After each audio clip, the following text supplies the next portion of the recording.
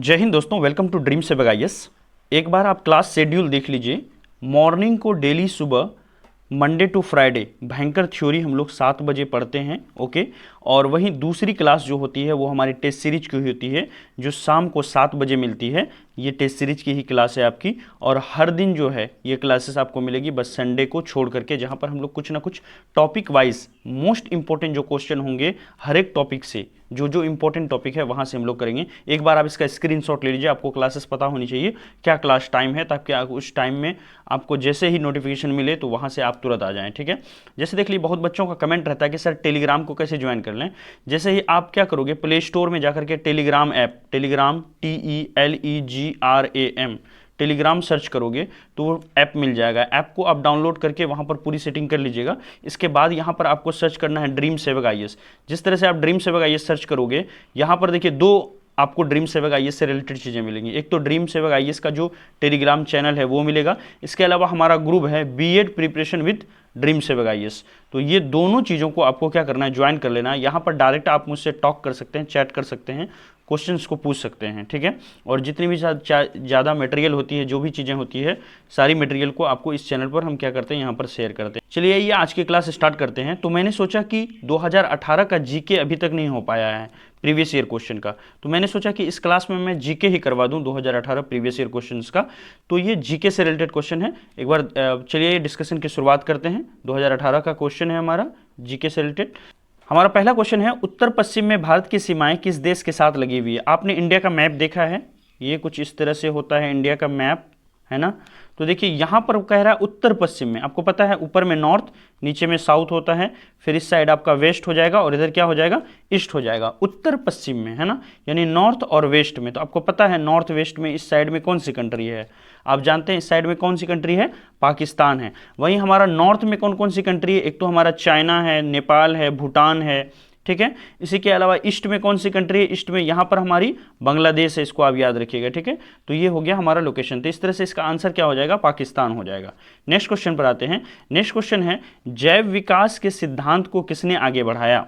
तो देखिए जैव विकास के सिद्धांत को हॉलैंड के डच जीव वैज्ञानिक थे, जिनका नाम था ह्यूगो डी ब्रिज, और इन्होंने 1901 ईस्वी में उत्परिवर्तन को जैव विकास का आधार बनाया था, ठीक है। तो यहाँ पर आंसर क्या हो जाएगा, जैव विकास के सिद्धांत को किसने आगे बढ़ाया, तो आंसर क्या होगा, डी ब्रिज ने, ठीक है। इसके अनुसार इन्होंने क्या बात कही थी, कुछ एडिशनल चीजें जान लीजिए। इसके अनुसार जीवों में कुछ कारणों से आकस्मिक परिवर्तन आते हैं, जिन्हें हम लोग उत्परिवर्तन भी कहते हैं, ठीक है। इतना काफी है। नेक्स्ट क्वेश्चन पर आते हैं। नेक्स्ट क्वेश्चन है, वायुमंडल में वायु के क्षैतिज संचलन से होने वाला ताप का स्थानांतरण क्या कहलाता है। बताइए आप लोगों में से, जल्दी कमेंट कीजिए। देखिए वायुमंडल में उष्मा के क्षैतिज संचलन से होने वाले ताप का स्थानांतरण जो है वो हमारा क्या कहलाता है, अभिवहन कहलाता है, ठीक है। और मध्य अक्षांशों में दैनिक मौसम में जो परिवर्तन आती है उसका मेन कारण जो है वो अभिवहन होता है, ठीक है। नेक्स्ट क्वेश्चन पर आते हैं। नेक्स्ट क्वेश्चन है, ऑपरेशन इंसानियत किसके संरक्षण हेतु चलाया गया था। तो देखिए आपने एक कंट्री का नाम सुना होगा, म्यांमार या फिर बर्मा। ये कहाँ पर है, जैसे ही आपने इंडिया का नॉर्थ ईस्ट आप देखे हैं तो इससे सटा हुआ एक कंट्री है, यही हमारा क्या है, म्यांमार है, ठीक है। म्यांमार और बर्मा में सबसे ज़्यादा आबादी किसकी है, बौद्ध धर्म के लोगों की है, ठीक है। और इस देश के अंदर में 10 लाख से भी ज़्यादा रोहिंग्या मुसलमान जो हैं यहाँ के, वो अवैध तरीके से बांग्लादेश में चले आए हैं। ये रिफ्यूजी हैं। वहाँ पर कुछ इस तरह के क्राइसिस चली है, जिसमें वहाँ की जो सैनिक है और मुसलमान हैं, वहाँ के मुस्लिम हैं, रोहिंग्या मुस्लिम, उनके साथ कुछ ना कुछ झड़प हुई है, जिसके कारण जो है वो रिफ्यूजी बने अपनी जान को बचाने के लिए। बांग्लादेश लगभग 10 लाख की संख्या में लोग आए हैं।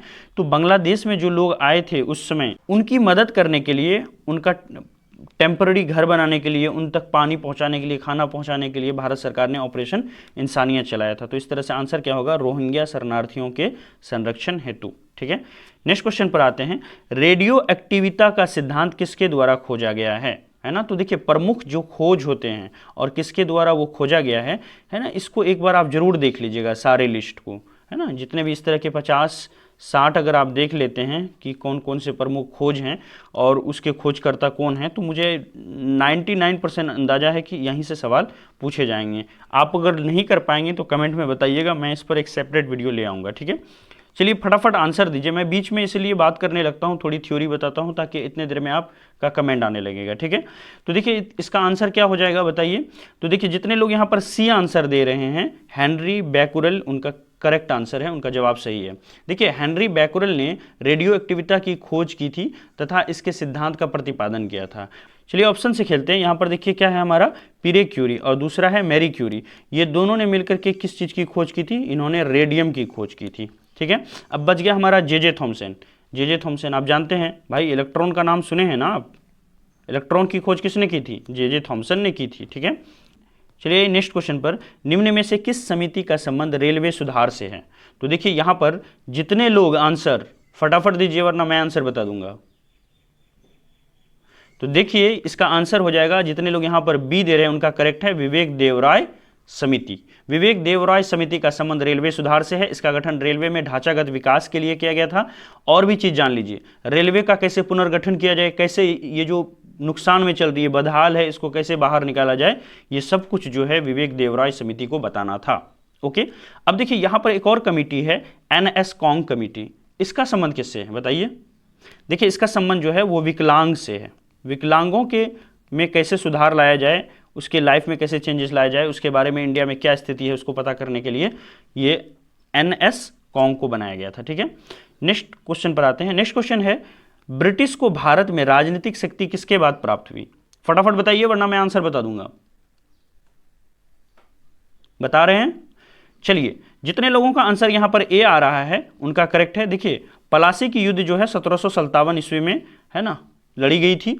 और ये बताइए किसके बीच लड़ी गई थी, सिराजुद्दौला और दूसरी तरफ कौन थे, क्लाइव थे। और वहां पर सिराजुद्दौला की हार हुई, हालांकि बहुत हिम्मत के साथ सिराजुद्दौला ने लड़ा, उनके अपने ही ने उनको धोखा दिया और बाद में सिराजुद्दौला को जो है इसी युद्ध में मार दिया गया। तो फाइनली जो है यहाँ पर अंग्रेज जीत गए और राजनीतिक शक्ति जो है अंग्रेजों को प्लासी के युद्ध के बाद मिली, ठीक है। वहीं पर देखिए पानीपत का युद्ध काफ़ी फेवरेट है, तो पानीपत पर एक सेपरेट वीडियो हम ला ही रहे हैं। बक्सर का युद्ध जो है 1764 ईस्वी में हेक्टर मुनरो के साथ हुई थी और दूसरी तरफ तीन तरह की सेनाएं थी, है ना, शाह आलम द्वितीय, मीर कासिम और शुजाउद्दौला। तो इसको भी बड़ी डिटेल से बताएंगे, है ना। वहीं पर वनडिवास का युद्ध, ये सारी चीजें हम लोग डिस्कस करेंगे, ठीक है। अब आइए नेक्स्ट क्वेश्चन पर। नेक्स्ट क्वेश्चन है, भारत में गरीबी का मुख्य कारण क्या है, बता दीजिए आप। भारत में गरीबी का मुख्य कारण क्या है। देखिए भारत में गरीबी का जो अनुमान है या किसी भी तरह का सर्वे हो, 2021 में जो सर्वे होने वाला था अभी तक नहीं हुआ है, जो जनसंख्या का सर्वे होता है, सारे सर्वे जो हैं वो कौन करते हैं, NSSO, national sample survey organisation, ठीक है। इसको हिंदी में बोलेंगे राष्ट्रीय नमूना सर्वेक्षण संगठन। इसी के द्वारा सारे सर्वे भारत में किए जाते हैं। NSO की रिपोर्ट के अनुसार भारत में गरीबी का जो मेन कारण है वो सब के सब है, धीमी रोजगार, अपर्याप्त सामाजिक सेवाएं, इसके अलावा आय अर्जक परिसंपत्तियों का कम होना। तो इस तरह से हमारा आंसर यहां पर क्या हो जाएगा, जितने लोग डी दे रहे हैं उनका बिल्कुल करेक्ट है, बधाई हो उनको, ठीक है। नेक्स्ट क्वेश्चन पर आते हैं। जनगणना 2011 के अनुसार प्रतिशतता की दृष्टि से, क्वेश्चन को समझिएगा, परसेंटेज की दृष्टि से, यहां यह नहीं पूछा है कि कितने लोग हैं, नंबर के आधार पर नहीं पूछा है, परसेंटेज वाइज पूछा है, जितना उस स्टेट की जनसंख्या होगी उसमें परसेंटेज के हिसाब से, ठीक है। तो जनगणना 2011 के अनुसार प्रतिशतता की दृष्टि से भारत के किस राज्य में अनुसूचित जातियों, जो इंग्लिश वाले हैं मैं बताना चाहूंगा, ये SC के बारे में पूछा जा रहा है। अनुसूचित जनजाति होता है ST, तो ये हमारा क्वेश्चन किसके बारे में है, SC के बारे में है। तो 2011 के अनुसार प्रतिशतता की दृष्टि से भारत के किस राज्य में अनुसूचित जातियों की संख्या सर्वाधिक है, बताइए। जितने लोग यहां पर आंसर बी दे रहे हैं उनका करेक्ट है। पंजाब के अंदर में जो है सबसे ज्यादा परसेंटेज पे SC के लोग हैं, शेड्यूल्ड कास्ट के लोग हैं, और ये परसेंटेज कितनी है, 31.9% है। पूरे देश में सबसे ज्यादा परसेंटेज अगर किसी स्टेट में SC का है तो वो किसका है, वो पंजाब के अंदर में। वहीं अगर हम लोग उत्तर प्रदेश की बात करें तो उत्तर प्रदेश के अंदर में 20.7% जो है वहाँ की आबादी का वो SC है। और दूसरे नंबर पर पूरे भारत में जो आते हैं वो हिमाचल प्रदेश है, जहाँ पर 25.2% है। तो याद रखिएगा। नेक्स्ट क्वेश्चन पर आते हैं। एक वस्तु जो सभी रंगों को अवशोषित करती है तथा किसी को भी परावर्तित नहीं करती, वो प्रतीत होती है, वो आपको दिखने में कैसा होगा ये बात बताना है आपको, ठीक है। देखिए थोड़ा सा मैं थ्योरी देता हूं, तब तक आप आंसर कमेंट कीजिए, ठीक है। देखिए सामान्यतः क्या होता है, प्रकाश में जब कोई वस्तु रखी होती है तो वो क्या करती है, जिस रंग के प्रकाश का परावर्तन तथा अपवर्तन करती है वो वस्तु हमें उसी रंग में दिखाई देती है ना, इतना क्लियर है। तो देखिए अगर कोई वस्तु किसी भी तरह का रंग को परिवर्तित नहीं कर रही है, सबको सोख रही है, तो वो बिल्कुल हमको ब्लैक दिखाई पड़ेगी। तो जितने लोगों का आंसर यहां पर काली आ रही है वो सही है, ठीक है, ऑप्शन ए। नेक्स्ट क्वेश्चन पर आते हैं। भारतीय संविधान में उल्लेखित आपातकालीन उपबंध किस देश से की देन है? तो देख लीजिए भाई, इस पर हम जो है भाई और बहनों सबके लिए बोल रहा हूँ, बहन नाराज ना हो हमारा, ठीक है। और ज़्यादातर संख्या तो बीएड में लड़कियों का है, मुझे देख के बहुत प्रसन्नता होती है, बहुत खुशी होती है, ठीक है। तो नारी शक्ति उसके साथ हूँ मैं, है ना कहीं एक तरह से मैं फेमिनिस्ट हूँ। देखिए आपातकालीन उपबंध जो है कहाँ से लिया गया, तो इस पर एक सेपरेट वीडियो में ला रहा हूँ, निश्चिंत रहिए आप। मैं ला रहा हूँ कि कौन कौन से देशों से क्या क्या चीज़ें ली गई है, ठीक है, इस पर ला रहा हूँ, ठीक है। यहाँ पर देखिए आंसर क्या हो जाएगा इसका, तो देखिए जितने लोग यहाँ पर आंसर जर्मनी दे रहे हैं उनका बिल्कुल करेक्ट है, ठीक है, क्योंकि आपातकालीन उपबंध जो है वो जर्मनी से लिया गया था, ठीक है। वहीं कनाडा से क्या लिया गया भाई, कनाडा से जो है हमारा शक्तियों का विभाजन लिया गया है ना। इसके अलावा संघात्मक शासन प्रणाली जो है वो कनाडा से ली गई है। ऑस्ट्रेलिया से क्या लिया गया, ऑस्ट्रेलिया से समवर्ती सूची ली गई है। ब्रिटेन से क्या लिया गया है, पार्लियामेंट्री सिस्टम ब्रिटेन से लिया गया है। सिंगल सिटीजनशिप का कंसेप्ट जो है वो ब्रिटेन से लिया गया, और भी बहुत सारी चीज़ें हैं जो मैं क्लास में करवाऊंगा, ठीक है। नेक्स्ट क्वेश्चन पर आते हैं। भाई जो लोग यहाँ पर नए हैं, है ना, उनसे मैं कहना चाहूँगा प्लीज़ प्लीज़ प्लीज़, कितने प्लीज़ लिखूँ यार, है ना, प्लीज़ प्लीज़ प्लीज़ अभी के अभी आंख बंद करके सब्सक्राइब कर लें, ठीक है। इन फ्यूचर जो भी एग्जामिनेशन की आप तैयारी करोगे, चाहे करंट अफेयर्स हो, चाहे कोई भी एग्जामिनेशन की तैयारी हो, जीके जीएस की हो, है ना, रीजनिंग की हो, या इंटरनेशनल रिलेशन पढ़ोगे, पॉलिटिकल साइंस फ्यूचर में पढ़ाने वाला हूँ इसी पर मैं, ठीक है। तो आप बस चैनल को सब्सक्राइब कर लीजिए। इंटरनेशनल टॉपिक पर भी बात करेंगे हम लोग, जो भी करंट इशू होगा उस पर डिटेल से एक एक्सपर्ट व्यू क्या होना चाहिए, वो सारी चीज़ें हम लोग इसी चैनल पर करने वाले हैं। तो बस आप सोचिए मत, बस चैनल को सब्सक्राइब कर लीजिए, क्योंकि जो 90% लोग होते हैं ना वो वीडियो देखकर चले जाते हैं, सब्सक्राइब नहीं करते हैं, ठीक है। तो आप अभी इसी वक्त सब्सक्राइब करें, कर दिया ना, ठीक है। आगे बढ़ते हैं, चलिए नेक्स्ट क्वेश्चन पर आते हैं। इंटरनेशनल इंडियन फिल्म अकादमी आईफा 2018 का सर्वश्रेष्ठ अभिनेता किसे चुना गया था? बेचारे नहीं रहे ये, है ना, इरफान खान। बहुत मस्त एक्टर थे, मेरा तो फेवरेट था ये, है ना। कितने लोगों का और इरफान खान फेवरेट था, आप जल्दी कमेंट कीजिए, ठीक है। देखिए इरफान खान को आईफा अवार्ड मिला था, ठीक है। और इनको किस फिल्म के लिए मिला हुआ था, इनकी जो सर्वश्रेष्ठ फिल्म थी हिंदी मीडियम, ठीक है, हिंदी मीडियम, उनके लिए इनको यहाँ पर मिला था। तो 2020 का आईफा हमारे लिए इंपॉर्टेंट हो जाता है, या इस लेवल का जितने भी अवार्ड होते हैं वो इंपॉर्टेंट होता है, आप एक बार जरूर देख लीजिएगा इनको। नेक्स्ट क्वेश्चन पर आते हैं। निम्नलिखित में से कौन सा ऑपरेटिंग सिस्टम नहीं है? देखिए लाइनक्स ऑपरेटिंग सिस्टम है, विंडोज़ ऑपरेटिंग सिस्टम है, एमएस डॉस पर आपको शक हो रहा होगा, एमएस डॉस भी क्या है, हमारा ऑपरेटिंग सिस्टम है। बस एमएस वर्ड जो है ये एक प्रोग्राम है, ये ऑपरेटिंग सिस्टम नहीं है हमारा। तो आंसर क्या हो जाएगा, आंसर होगा बी, एमएस वर्ड, ठीक है। नेक्स्ट क्वेश्चन पर आते हैं, और कुछ जानना है इसके बारे में, चलिए नेक्स्ट क्वेश्चन पर आते हैं। नेक्स्ट क्वेश्चन है हमारा, विश्व के किस देश ने सर्वप्रथम जनगणना करवाई थी? ठीक है, तो देखिए विश्व का सबसे प्रमुख देश, सबसे प्रथम देश जिन्होंने जनगणना कराई थी उनका नाम क्या है, स्वीडन नाम है, ठीक है। 1749 ईस्वी में, और कुछ इंपॉर्टेंट चीज़ें बताऊंगा इंडिया के बारे में, आप याद रखना, इंपॉर्टेंट हो सकती है, ठीक है, गौर से देखो, ध्यान से देखो। स्वीडन ने 1749 ईस्वी में अपने यहाँ पर पहली बार जनगणना कराया था, ठीक है। और जो 10-10 सालों वाली जनगणना होती है, 10 की जनगणना, वो स्वीडन के अंदर में नहीं बल्कि अमेरिका के अंदर में पहली बार हुई थी 1890 ईस्वी में, ठीक है। और वहीं भारत की अब बात करते हैं, काफ़ी इंपॉर्टेंट है, ध्यान से पढ़ना और याद रखना इसको। ब्रिटिश भारत में पहली बार जनगणना जो है कब हुई थी, 1872 में। किसके टाइम में हुई थी भैया, तो ये लॉर्ड मेयो के टाइम में हुई थी, इसको आप याद रखिएगा। और 10 की जनगणना कब हुई थी, तो ये 1881 ईस्वी में हुई थी। किसके टाइम में हुई थी भैया, तो रिपन के समय में हुई थी, लॉर्ड रिपन के समय। एक बार रिवाइज करो, 1872 में मेयो के टाइम में पहली बार जनगणना भारत के अंदर में स्टार्ट हुआ था, और 1881 में 10 वर्ष की जनगणना जो है वो रिपन के समय से स्टार्ट हुआ था। नेक्स्ट क्वेश्चन पर आते हैं। पारिस्थितिक पिरामिड की संकल्पना को किसने प्रस्तुत किया, ठीक है, बताइए आप लोग। तो देखिए पारिस्थितिक पिरामिड की संकल्पना, जितने लोग यहाँ पर आंसर जो है बी दे रहे हैं उनका बिल्कुल करेक्ट है, चार्ल्स एल्टन ने किया था, ठीक है। पारिस्थितिक पिरामिड की संकल्पना चार्ल्स एल्टन ने किया था। चार्ल्स एल्टन ने 1927 ईस्वी में यह प्रस्तावना प्रस्तुत किया था। ठीक है, पारिस्थितिक पिरामिड के 3 प्रकार होते हैं, आप लोग याद रखिएगा। पहला प्रकार है जिसका नाम होता है संख्या पिरामिड, दूसरा है जिसका नाम होता है जीव भार पिरामिड, और तीसरा है जिसका नाम होता है संचित ऊर्जा पिरामिड। इससे ज़्यादा नहीं जानना है। ठीक है, नेक्स्ट क्वेश्चन पर आइए। विश्व मधुमेह दिवस। हाँ भैया, जितने सारे दिवस हैं रट जाओ सबको। ठीक है, वीडियो चाहिए तो कमेंट करें कि कैसे दिवस को हम याद करें, थोड़ी बहुत ट्रिक भी बताएंगे, और सारे दिवस को एक पीडीएफ में लेकर के आएंगे और एक क्लास में लेकर के आएंगे। ठीक है, तो विश्व मधुमेह दिवस कब मनाया जाता है आप लोग बताइए। तो देखिए, विश्व मधुमेह दिवस जो है, इससे पहले मैं एक बहुत इंटरेस्टिंग चीज़ आपको बताऊंगा जो शायद आपको नहीं पता होगा।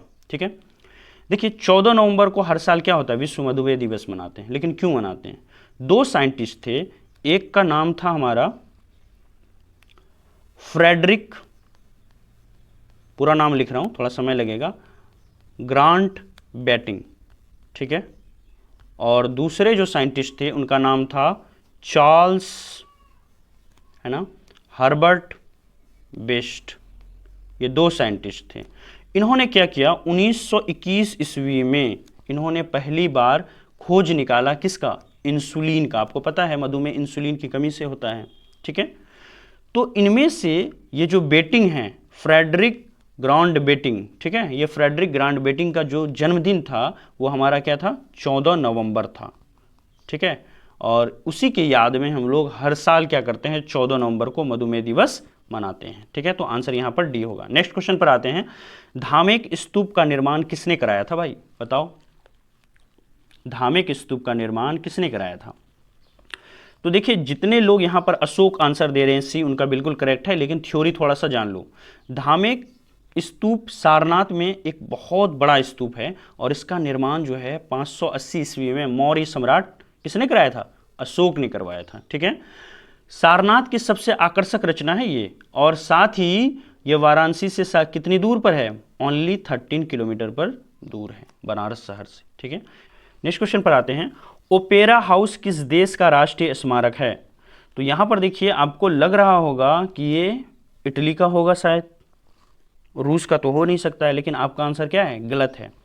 ओपेरा हाउस जो है वो किस देश की राष्ट्रीय स्मारक है? ओपेरा हाउस ऑस्ट्रेलिया की राष्ट्रीय स्मारक है। ठीक है, ये क्यों पूछा, क्या हर एक देश का राष्ट्रीय स्मारक याद करना जरूरी है? बिल्कुल गलत। हमें क्या याद करना है, सिर्फ वो स्मारक। एक बार पहले सुन लीजिए, ये जो है क्यों इंपॉर्टेंट है, क्यों पूछा गया एग्जाम में, क्योंकि 28 जून 2007 को, ठीक है, हमारे यूनेस्को चचा ने क्या किया था, इसको विश्व विरासत घोषित कर दिया था। तो जितने भी इंटरनेशनल अंतर्राष्ट्रीय स्मारक हैं, जिसको पिछले 10 सालों के अंदर में कहीं ना कहीं उसको विश्व विरासत घोषित किया, या फिर इंडिया का कोई शहर है जिसको विश्व विरासत घोषित किया है, तो उसका नाम आपको एक बार याद रखना पड़ेगा। ठीक है, क्लियर है बच्चों? चलते हैं आगे। अब देखिए यहां पर नेक्स्ट क्वेश्चन पर आते हैं। भारत के किस राज्य में सर्वाधिक राष्ट्रीय उद्यान है? बताओ किस में हो सकता है भाई? इंडिया के बीच में जो होगा, है ना, जहां पर सबसे ज़्यादा गर्मी होगी, सबसे ज़्यादा बारिश हो रहा होगा, दोनों चीज़ें होंगी, तो वहीं पर सबसे ज़्यादा हो सकता है। ठीक है, तो आंसर क्या हो जाएगा, डी, मध्य प्रदेश। जो मध्य प्रदेश दे रहे हैं उनका बिल्कुल करेक्ट है। थोड़ा सा थ्योरी जान लीजिए। देखिए, टोटल मध्य प्रदेश में 11 ऐसे नेशनल पार्क हैं, ठीक है, राष्ट्रीय उद्यान हैं, ठीक है, जिसमें पहला उद्यान जो है मोस्ट फेमस है, जिसका नाम है कान्हा नेशनल पार्क। आप लोग जानते होंगे कान्हा नेशनल पार्क कहाँ है, अगर आपसे पूछा जाए तो आंसर क्या होगा, मध्य प्रदेश के अंदर में, जिसे 1955 ईस्वी में राष्ट्रीय उद्यान बनाया गया था, और 1974 में वन्य जीव संरक्षण अधिनियम भी मध्य प्रदेश में लागू किया गया। ये बात भी आप याद रखिएगा। नेक्स्ट क्वेश्चन पर आते हैं। भारत में मनसबदारी प्रथा किसने शुरू किया, बताइए आप लोग। तो देखिए, जितने लोग यहाँ पर आंसर सी दे रहे हैं अकबर, वो बिल्कुल उनका करेक्ट आंसर है। देखिए, भारत में मनसबदारी प्रथा की शुरुआत जो है मुगल काल के अंदर में हुई थी, और ये अकबर ने यहाँ पर शुरुआत किया था। मनसबदारी प्रथा जो है एक प्रशासनिक व्यवस्था है, ठीक है, जिसमें एडमिनिस्ट्रेटर होता है, मनसब होता है, जिसका एक रैंक होल्डर होता है, वो मनसब उसको कोई ना कोई रैंक देती है, वो ऑफिसर होता है, और वो जो है क्या करती है, पूरी शासन को चलाती है, और सारा रिपोर्टिंग जो है वो किसको करेंगे, अकबर को किया करते थे। इसके बदले में उस ऑफिसर को सैलरी नहीं बल्कि क्या मिलती थी, भूमि दान मिलती थी, यानी जमीन उनको सैलरी के तौर पर दिया जाता था। इसी को मनसबदारी प्रथा कहते हैं, और इसकी शुरुआत किसने किया था, अकबर ने किया था। नेक्स्ट क्वेश्चन पर आते हैं। देखिए, नेक्स्ट क्वेश्चन है हमारा, वर्ष 1916 में महात्मा गांधी ने दमनकारी बागान व्यवस्था के खिलाफ किसानों को संघर्ष के लिए प्रेरित करने के लिए कहाँ का दौरा किया था? आप सब जानते हैं 1916 और 17 में सबसे बड़ी घटना हुई थी चंपारण सत्याग्रह। और मैंने कई बार कहा है, बिहार बीएड के लिए जितने सारे बीएड हैं या इंडिया के जो भी एग्जामिनेशन हैं उसके लिए चंपारण सत्याग्रह इंपॉर्टेंट है, क्योंकि ये गांधी जी का पहला सत्याग्रह था। ठीक है, देखिए लखनऊ के अंदर में क्या हो रहा था, 31वां अधिवेशन हो रहा था कांग्रेस का, और उस समय राजकुमार शुक्ला जी और दूसरे का नाम बहुत कम लोग जानते हैं जिसका नाम था संत राउत जी। ठीक है, ये दोनों गांधी जी से मिले और उनसे रिक्वेस्ट किया, और तत्कालीन व्यवस्था के अंदर में क्या था, वहां पर 3 कट्ठिया सिस्टम था, हर एक 20 कट्ठे में 3 कट्ठे नील की खेती करनी पड़ती थी, जिसके कारण क्या हो रहा था, वहां पर किसानों को काफ़ी ज़्यादा प्रॉब्लम हो रही थी। तो फाइनली वहां के लोगों को न्याय मिला 1917 के अंदर में। तो आंसर क्या हो जाएगा हमारा, चंपारण होगा। नेक्स्ट क्वेश्चन पर आते हैं, कृषि आय पर लगने वाला कर भारत के संविधान की 7वीं अनुसूची में दी गई किस सूची में सूचीबद्ध है, ये आपको बताना है। तो देखिए कृषि का जो मुद्दा है ना, वो किसका मुद्दा है पता है आपको, स्टेट का मुद्दा है, राज्य का मुद्दा है। तो यहाँ पर आंसर भी हमारा क्या हो जाएगा, राज्य हो जाएगा। जब मैं 7th शेड्यूल 7वीं अनुसूची पढ़ाऊंगा तो वहाँ पर 3 लिस्ट हैं। ठीक है, स्टेट लिस्ट है, सेंट्रल लिस्ट है, और दूसरा क्या है हमारा, कंकरेंट लिस्ट है। तो तीनों लिस्ट को बड़ी अच्छे से डिटेल में बताऊंगा कौन सा टॉपिक किस लिस्ट के अंदर में आता है। उसकी एक पीडीएफ भी मैं आपको स्क्रीनशॉट प्रोवाइड करूंगा, पीडीएफ प्रोवाइड करूंगा, जिससे एग्जामिनेशन में आपका गलती ना हो। ठीक है, नेक्स्ट क्वेश्चन पर आते हैं। चलिए जो लोग नए हैं कृपया अगर मान लीजिए टेस्ट के बाद भी अगर आप लोग वीडियो देख रहे हैं, ठीक है, मैं बात कर रहा हूँ आपसे, आप मुझे देख रहे हैं, कहीं ना कहीं ये वीडियो आपको हेल्प कर रहा है। अगर हेल्प कर रहा है तो प्लीज़ इसको लाइक करें, चैनल को सब्सक्राइब करें, और अपने दिल की बात जो है कमेंट में ज़रूर लिखें। ठीक है, कि वीडियो कैसा लग रहा है, हेल्पफुल है या नहीं है। इससे क्या होता है, एक हौसला बढ़ता है, एक ग्रेट एनर्जी जनरेट होता है माइंड में, मेरे हार्ट में, जिससे मैं और आगे बढ़ करके आपका जो है यहाँ पर प्रिपरेशन करवा पाऊँ। ठीक है, चलिए आगे बढ़ते हैं। नेक्स्ट क्वेश्चन है हमारा, निम्न में से कौन सी एक फिलिस्तीन की प्रमुख समाचार एजेंसी है? तो ज़्यादा समय नहीं लूँगा, बताइए जल्दी से आंसर। देखिए यहाँ पर वाफा जो है ये क्या है, फिलिस्तीन की प्रमुख न्यूज एजेंसी है। फिलिस्तीन से रिलेटेड और इजराइल से रिलेटेड कुछ और चीज़ें आप जो है याद रखिएगा। जैसे देखिए गाजा, ये कहाँ पर है, गाजा का लोकेशन कहाँ पर है, कौन सा ओशियन से ये टच करता है, तो आपको पता है मेडिटेरेनियन ओशियन से, है ना, ये टच करता है। इसके अलावा गोलान हाइट कहाँ पर है ना, बहुत बार यूपीएससी में भी ये सवाल पूछा है, गोलान हाइट कहाँ पर है, आज से 5-7 साल पहले पूछा है, दोबारा से पूछा जा सकता है। ठीक है, और क्योंकि यहाँ पर देखिए अभी युद्ध चल रहा है इजराइल और फिलिस्तीन के अंदर में। ठीक है, तो आगे बढ़ते हैं। ठीक है, नेक्स्ट क्वेश्चन है हमारा, निम्न में से कौन सा केंद्र सरकार का परोक्ष कर नहीं है? ठीक है, तो देखिए कर में जो है ना, टैक्स में 2 तरह के टैक्स होते हैं। ठीक है, एक होता है इनडायरेक्ट टैक्स और दूसरा होता है डायरेक्ट टैक्स।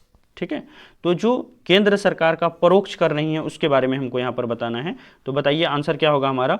तो देखिए परोक्ष कर वो कर होता है जिसका भार दूसरे व्यक्ति पर आरोपित होता है, जैसे कि सीमा शुल्क हो गया, सेवा शुल्क हो गया, व्यय कर हो गया, केंद्रीय उत्पाद शुल्क हो गया, बिक्री कर हो गया, है ना, तथा ब्याज कर हो गया। ये सब कुछ जो है केंद्र सरकार द्वारा आरोपित प्रमुख क्या है, प्रत्यक्ष या फिर परोक्ष कर है।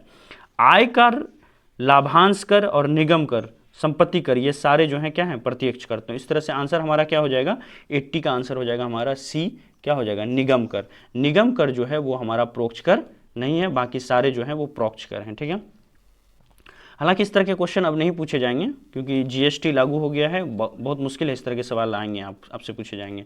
च्युइंगम किससे बना होता है भाई? च्युइंगम जो है लेटेक्स से बना होता है। आगे बढ़ते हैं नेक्स्ट क्वेश्चन पर। दक्षिण भारत का सर्वोच्च शिखर या चोटी कौन सा है? तो देखिए दक्षिण भारत का सर्वोच्च शिखर या चोटी का नाम क्या है, अनायमुड़ी नाम है। इसकी हाइट कितनी है, 2695 मीटर है। ठीक है, और ये अन्नामलाई की चोटी पर है। अब देखिए यहाँ पर दोदा बेटा दिया हुआ है, दोदा बेटा के बारे में भी जान लीजिए।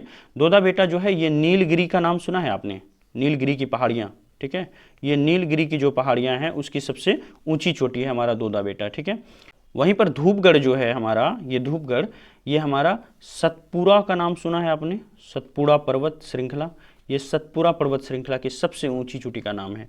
नेक्स्ट क्वेश्चन पर आते हैं। नेक्स्ट क्वेश्चन है, स्वतंत्रता के बाद रियासतों का भारत संघ में एकीकरण करने के लिए कौन जिम्मेवार है ना, बताइए आंसर। यहाँ पर जो लोग सी आंसर दे रहे हैं, सरदार वल्लभ भाई पटेल, बिल्कुल उनका सही आंसर है। देखिए थोड़ा सा थ्योरी में करवा देता हूँ। 5 जुलाई है ना 1947 ईस्वी को एक जो है क्या बनी थी, भारतीय रियासत विभाग बनी थी, और उसके अध्यक्ष हेड किसको बनाए गए थे, सरदार वल्लभ भाई पटेल को बनाए गए थे। और इनको काम दिया गया था कि भारत में जो 547 से भी ज़्यादा राजा राजवाड़े हैं उनको भारत में जोड़ा जाए। ठीक है, नेक्स्ट क्वेश्चन पर आते हैं। नेक्स्ट क्वेश्चन है, उष्मा मापन पदार्थों के लिए जल उचित नहीं होता है, क्योंकि ये भाई थर्मोमीटर वगैरह हम लोग इस्तेमाल करते हैं, तो बताइए उसमें जल क्यों नहीं डालते हैं? वहाँ पर थर्मोमीटर के अंदर में पानी होना चाहिए, क्यों नहीं डालते हैं? वहाँ पर पारा क्यों होता है? ठीक है, तो देखिए इन सब चीज़ों के लिए क्यों नहीं करते हम लोग, क्योंकि आंसर होगा हमारा डी, उच्च विशिष्ट उष्मा वाला है। ये पानी जो होता है ये गर्म होने में भी समय लेता है और ठंडा होने में भी क्या होता है, समय लेता है। देखिए इसके स्थान पर जो है वो पारे का इस्तेमाल करते हैं, क्योंकि इसकी जो है उसमें चालकता बहुत उच्च होती है, बड़ी जल्दी ये हिट होते हैं, जिससे हमको जल्दी रिजल्ट मिल जाता है। नेक्स्ट क्वेश्चन पर आते हैं, बहुत इंपॉर्टेंट है ये क्वेश्चन। ठीक है, 42वां, थोड़ा सा आपको बताने के लिए मैंने रफ भी किया है यहाँ पर। 42वां संविधान संशोधन 1976 में पास हुआ था और इसमें जो है 3 शब्द जोड़े गए थे। पहला है हमारा सामाजिक, दूसरा है हमारा धर्मनिरपेक्ष और तीसरा क्या है, अखंडता। ठीक है, तो सोशलिस्ट, सेक्युलर और इंटीग्रिटी, सोशलिस्ट, सेक्युलर और इंटीग्रिटी, तो SIS। ठीक है, सोशलिस्ट, सेक्युलर या इंटीग्रिटी, या फिर आप इसको सिस बोल सकते हैं। सामाजिक, धर्मनिरपेक्ष और अखंडता, 3 शब्द को यहाँ पर जोड़ा गया था। यहाँ पर देखिए थोड़ा सा क्वेश्चन को गलत किया इन्होंने, थोड़ा सा इस संविधान, इसके बारे में और जान लीजिए। ये इतना बड़ा संशोधन था कि इसको लघु संविधान भी कहा जाता है। ठीक है, अब देखिए यहाँ पर थोड़ा गलत क्या किया है, यहाँ पर धर्मनिरपेक्ष और समाजवाद दोनों शब्द दिया है और पूछ रहा है कि कौन प्रस्तावना में 1976 में जोड़ा गया था। तीनों जोड़ा गया था, जिसमें ये दोनों धर्मनिरपेक्ष और साथ ही साथ सामाजिक शब्द जो है दोनों था। तो बताइए इसमें क्या आंसर मारेंगे आप? कोई भी आंसर मारेंगे, करेक्ट होना चाहिए। तो यहाँ पर हम मारते हैं डी, समाजवादी। ठीक है, नेक्स्ट क्वेश्चन पर आते हैं।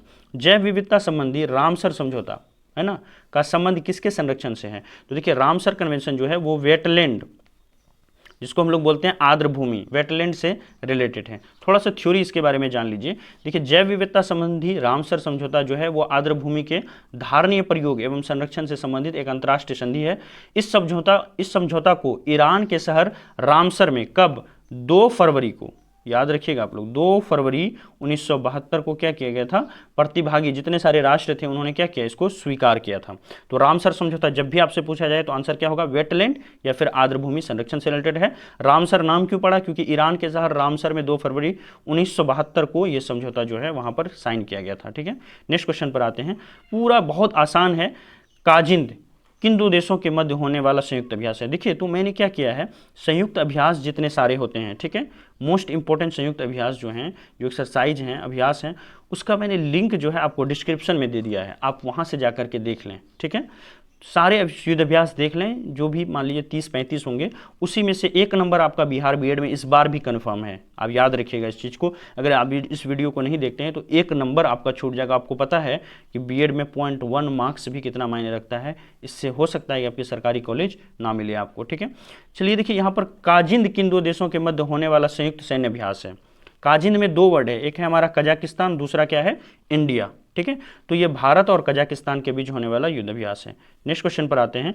पूर्वांचल एक्सप्रेसवे किस राज्य में बनाया गया है? बहुत बार न्यूज में था ये, कहाँ पर बना है? उत्तर प्रदेश के अंदर में बना हुआ है। ज़्यादा डिटेल इसके बारे में नहीं जानना है, बस ये जान लीजिए इसकी जो लंबाई है वो कितनी है, 354 है, और ये एक्सप्रेसवे जो है गाजीपुर और लखनऊ दोनों को जोड़ेगा। ठीक है, नेक्स्ट क्वेश्चन पर आते हैं। अंतर्राष्ट्रीय ओजोन संरक्षण दिवस कब मनाया जाता है? जितने लोग यहाँ पर आंसर दे रहे हैं डी 16 सितंबर, उनका बिल्कुल करेक्ट है। ठीक है, अब देखिए यहाँ पर कुछ और चीज़ें हैं, ऑप्शन से खेलते हैं। 15 जुलाई, 15 जुलाई को क्या मनाते हैं हम लोग? 15 जुलाई को विश्व, है ना, युवा कौशल दिवस मनाया जाता है। ठीक है, याद रखिएगा। वहीं पर आते हैं, अब देखिए यहाँ पर 12 अगस्त है, 12 अगस्त को क्या मनाते हैं? अंतर्राष्ट्रीय युवा दिवस मनाया जाता है। और वहीं पर 8 सितंबर है, ये 8 सितंबर के अंदर में बोलिए क्या मनाते हैं? अंतर्राष्ट्रीय साक्षरता दिवस। तो याद रखिएगा इसको। ठीक है, दिवस से रिलेटेड एक क्वेश्चन आ सकता है इस बार भी, तो जितने सारे दिवस हैं, ठीक है, इंपॉर्टेंट दिवस, उसको मैं कराऊंगा, उसको आपको, और उसकी पीडीएफ भी टेलीग्राम पर मैं डाल दूंगा, तो वहां से आप इसको देख लीजिएगा।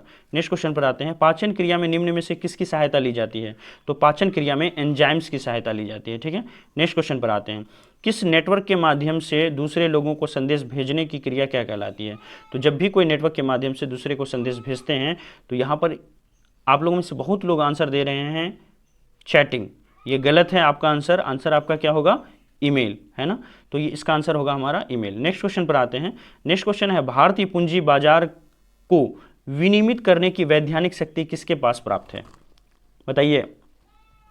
तो देखिए जितने लोग यहाँ पर आंसर बी दे रहे हैं, भारतीय प्रतिभूति एवं विनिमय बोर्ड, जिसको हम लोग क्या बोलते हैं? सेबी भी बोलते हैं। ठीक है, कुछ और चीजें इसके बारे में जान लीजिए। देखिए सेबी का जो गठन है वो 12 अप्रैल को किया गया था, 12 अप्रैल सन 1988 को किया गया था। इसका मुख्यालय भाई कहाँ पर है? इसका मुख्यालय जो है वो आपको मुंबई के अंदर में है, ये याद रखिएगा आप लोग, है ना। इसके अलावा भारतीय पूंजी बाजार को विनियमित करने के लिए वैधानिक शक्ति जो है वो सेबी को ही प्राप्त है। से यहाँ तक कि शेयर मार्केट का आपने नाम सुना है, वो शेयर मार्केट भी सेबी ही कंट्रोल करती है। और सेबी में टोटल कितने सदस्य हैं? 6 सदस्य हैं। नेक्स्ट क्वेश्चन पर आते हैं, सर्वाधिक जनजातीय जनसंख्या वाला राज्य कौन सा है? तो सर्वाधिक जनजातीय, है ना, यहाँ पर हमको एसटी के बारे में पूछा था। इससे पहले जो क्वेश्चन हमने किया था जिसका आंसर पंजाब था, उसमें हमको एससी के परसेंटेज के बारे में पूछा था। यहाँ पर हमको एसटी के बारे में पूछ रहा है। तो यहाँ पर पूछ रहा है सर्वाधिक जनजातीय जनसंख्या वाला राज्य कौन सा है, बताइए। तो देखिए जितने लोग यहाँ पर आंसर जो हैं मध्य प्रदेश सी दे रहे हैं उनका बिल्कुल करेक्ट है। मध्य प्रदेश के अंदर में सर्वाधिक जनजातीय जनसंख्या है, ठीक है। और ये जो है यहाँ की कुल जनसंख्या का कितना है? 21.1% है। आपने नाम सुना होगा भील, भगोरिया, सहरिया, गोल, कुंड, कोल, बैगा, ये सब जो है क्या है? यहाँ की प्रमुख जनजातियाँ हैं। नेक्स्ट क्वेश्चन पर आते हैं, ठीक है। नेक्स्ट क्वेश्चन है हमारा, राष्ट्रीय ग्रामीण स्वरोजगार अभियान में शामिल एक प्रमुख कार्यक्रम कौन सा है? तो देखिए बहुत अच्छे से इसका आंसर दे सकते हैं, राष्ट्रीय ग्रामीण स्वरोजगार अभियान। देखिए 2 वर्ड समझिए, ग्रामीण और स्वरोजगार। गांव को कैसे स्वरोजगार बना सकते हैं, कैसे उसको डेवलप कर सकते हैं, गांव को कैसे गांव को जो है सेल्फ सफिशिएंट बना सकते हैं, ठीक है, ये इसका मतलब हुआ। तो देखिए सर्व शिक्षा अभियान, ये तो पूरे देश में पढ़ाई से रिलेटेड चला रहा है, स्पेशली गांव से इसको कोई लेना देना है नहीं। तो इस तरह से ये हमारा क्या हुआ? कैंसिल हो गया। जो मुझे अगर नहीं पता होगा तब भी मैं इस क्वेश्चन को कैसे सॉल्व करूंगा? इस तरह से सॉल्व करूंगा, ठीक है। दूसरा है बेटी बचाओ बेटी पढ़ाओ, इसको अकेले सिर्फ गांव से कोई लेना देना नहीं है, तो ये भी हमारा क्या हुआ? कट हो गया। खेलो इंडिया प्रोग्राम, ये पूरे देश से रिलेटेड है ना, जो खेल होता है, तो ये भी हमारा कट हो गया। तो बचा क्या हमारा? बचा हमारा सौभाग्य। सौभाग्य के बारे में जान लीजिए, इसका फुल फॉर्म होता है सहज बिजली हर घर योजना, ठीक है। सौभाग्य योजना के अंतर्गत सभी लोगों को बिजली की सुविधा गांव में, है ना, बिना जो है फीस के प्रोवाइड करना था। जो फीस होगी मंथली फीस वो लिया जाएगा, लेकिन जो कनेक्टिविटी फीस होती है वो बिल्कुल यहाँ पर नहीं लिया जाएगा। इससे गांव हमारा सशक्त होगा, पंचायती राज व्यवस्था जो है मजबूत होगा। इसीलिए ये व्यवस्था जो है राष्ट्रीय ग्रामीण स्वरोजगार अभियान के अंतर्गत सौभाग्य स्कीम को चलाया गया है। तो आप याद रखिएगा इसको। नेक्स्ट क्वेश्चन पर आते हैं। लास्ट क्वेश्चन है हमारा, आप लोगों में से जितने लोग अभी तक टेलीग्राम नहीं ज्वाइन किए हैं तो प्लीज़ टेलीग्राम जरूर ज्वाइन कर लीजिएगा। पता चला वीडियो देख करके भूल के फिर चले गए, ठीक है। तो टेलीग्राम ज्वाइन कर लेना है, चैनल को सब्सक्राइब कर लेना है। और एक बात कहना चाहूँगा, मैं अपने पुराने स्टूडेंट से जो पिछले 1 महीने से 15 दिन से 10 दिन से यहाँ से ड्रीम सेवक के साथ कनेक्ट हैं और यहाँ से कहीं ना कहीं उनको फ़ायदा मिल रहा है, अगर दिल पर हाथ रखिए, अगर आपको फ़ायदा मिल रहा है तो प्लीज़ इस चैनल को सपोर्ट कीजिए। कोई फीस तो आपसे ली नहीं जा रही है, बस आप इस चैनल को जितना से जितना ज़्यादा हो सके चैनल लिंक को शेयर करें। बीएड स्टूडेंट तक, आपको जिसको लग रहा हो कि जो बीएड की तैयारी कर सकता है वहाँ तक इसको पहुँचाएँ, ताकि ज़्यादा से ज़्यादा मेंबर हमारा ग्रुप में जुड़ सके और अच्छे से हम लोग तैयारी कर सकें, ठीक है। बस आपको अपने परिवार पर ध्यान देना है, ड्रीम सेवक आईएएस फैमिली को बढ़ाना है। लास्ट क्वेश्चन करते हैं, महिलाओं को मताधिकार देने वाला विश्व का पहला देश कौन सा है? तो देखिए महिलाओं को मताधिकार देने वाला विश्व का पहला देश न्यूजीलैंड है, जिसने 1893 ईस्वी में मताधिकार दिया था, ठीक है। अब 1-2 बात है जो मुझे आपसे करनी है, वीडियो को एंड नहीं कीजिएगा। देखिए ड्रीम सेवक आईएएस जो है आपको सभी प्लेटफॉर्म, बहुत सारे लोग फेसबुक से नहीं कनेक्ट हो पा रहे हैं, तो आप फेसबुक से कनेक्ट होइए। फेसबुक पर ड्रीम सेवक आईएएस सर्च कर दीजिए ना एक बार, है ना। दिन रात तो मान लीजिए वीडियो देखते हैं, एक बार सर्च करने में क्या जाता है। टेलीग्राम में आप ड्रीम सेवक आईएएस सर्च कर लीजिए, है ना। ट्विटर चलो नहीं भी करोगे तो चलो छोड़ दो ट्विटर को, एटलीस्ट इन दोनों को तो आप कीजिए। अब यूट्यूब पर अगर जो लोग वीडियो अभी देख रहे हैं नए हैं, सब्सक्राइब कर लीजिए। और अगर भैया आपको पीडीएफ चाहिए या कोई भी अपडेट चाहिए, क्लासेस जैसे शुरू होती है 15 मिनट पहले मैं मैसेज करता हूँ टेलीग्राम के अंदर में, तो आप टेलीग्राम को जरूर ज्वाइन कर लीजिए। क्योंकि जो भी डिस्कशन है वो जैसे मैंने बताया था ना आपको इस ग्रुप के बारे में, है ना, इस ग्रुप के बारे में कि यहाँ पर आप ड्रीम सेवक आईएएस सर्च करके आप जो है दोनों ग्रुप से जुड़ जाइएगा। तो ये दोनों ग्रुप, ये जो ग्रुप है बीएड प्रिपरेशन वाली, इससे सारे क्वेश्चंस आप मुझसे डायरेक्ट चैट कर सकते हो, डायरेक्ट बात करके पूछ सकते हो, ठीक है। और ये क्लास टाइमिंग है, ठीक है। तो आज के लिए यहीं तक, thank you so much, have a nice day.